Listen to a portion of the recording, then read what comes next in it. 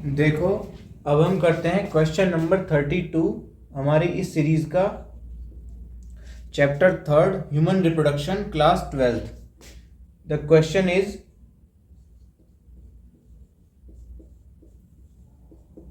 Explain ovulatory phase in menstrual cycle. इसको भी हम ऐसे ही अटेम्प्ट करेंगे जैसे 3 मार्क्स का एक क्वेश्चन है, सीबीएसई बोर्ड ने पूछ लिया हो। फर्स्ट ऑफ ऑल, एक हार्मोन होता है ल्यूटिनाइजिंग हार्मोन LH, जो मेल्स में तो लेडिक सेल्स पर एक्ट करता है और टेस्टोस्टेरोन हार्मोन रिलीज कराता है, लेकिन फीमेल्स में इसका पीक लेवल बनता है 14th डे पर। मेंस्ट्रुअल साइकिल के 14th डे पर पीक लेवल अटेन होता है, मिडिल ऑफ द साइकिल कह सकते हैं उसको। LH सर्ज बोलते हैं। लिख लेते हैं, LH attains a peak level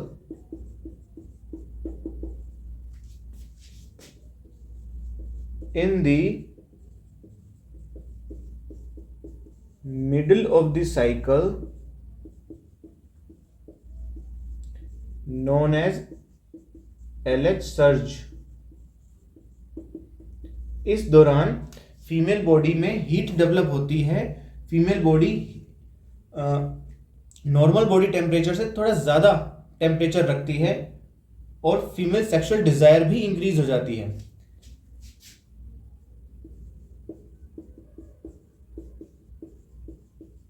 which causes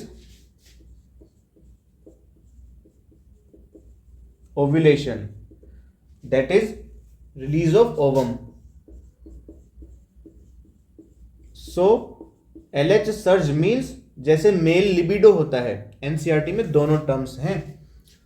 male sexual desire का भी जिक्र आया हुआ है और फीमेल सेक्सुअल डिजायर का भी जिक्र आया हुआ है।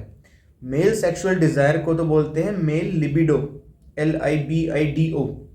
ऐसे ही फीमेल सेक्सुअल डिजायर को बोलते हैं LH सर्ज। इसको आप ऐसे ही समझ सकते हो, क्योंकि जब ये लेवल हाई होगा ना LH हार्मोन का in the middle of the cycle, so ovulation होगा। सो ओव्यूलेशन हो रहा है, किसके लिए हो रहा है? फर्टिलाइजेशन के लिए हो रहा है। सो फीमेल बॉडी वार्म होगी, हीट ज्यादा होगी। दैट मीन्स ये एक छोटा सा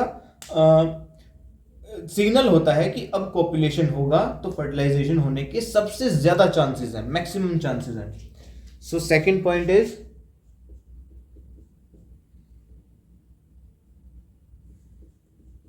in this ovum is in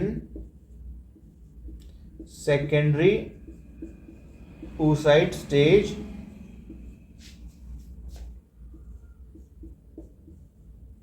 of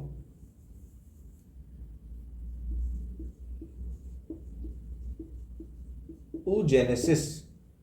oogenesis की सेकेंडरी oocyte स्टेज में ही इसका रिलीज होता है। और डे ऑफ ओव्यूलेशन किसको कहेंगे? Day of ovulation is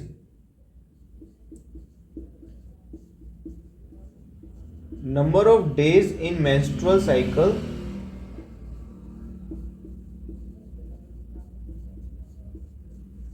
-14। Means कैसे कैलकुलेट करेंगे, क्योंकि सब फीमेल में अलग अलग होती है, तो एग्जैक्ट कैसे पता लगाएंगे? The day of ovulation is equal to the number of days in menstrual cycle. मान लीजिए किसी फीमेल में मेंस्ट्रुअल साइकिल 28 डेज की थी, -14, इसका मतलब 14th डे पर ओव्यूलेशन हुआ है। किसी फीमेल में 30 डेज की थी, तो 16th डे पे ओव्यूलेशन हुआ है। So day of ovulation, day of fertilisation, day of implantation एक ही कहा जाता है। अगर मान लीजिए फर्टिलाइजेशन हुआ है, तो फर्टिलाइजेशन हुआ है तो कॉपुलेशन के बाद हुआ होगा, इंसेमिनेशन के बाद हुआ होगा। So day of ovulation, day of ovulation, day of copulation sexual contact, coitus, intercourse, cohabitation, day of fertilisation, day of implantation, ये 24 आवर्स के बीच में होता है।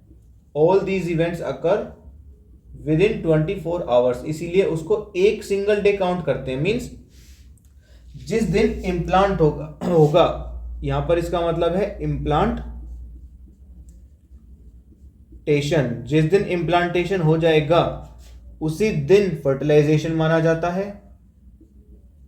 शॉर्ट में लिख देता हूं, उसी दिन कॉपुलेशन हुआ होगा ये माना जाता है, और उसी दिन ओव्यूलेशन हुआ था ये माना जाता है। सो ये सारे 24 आवर्स के दौरान हो जाते हैं। I hope this is very much clear to you now.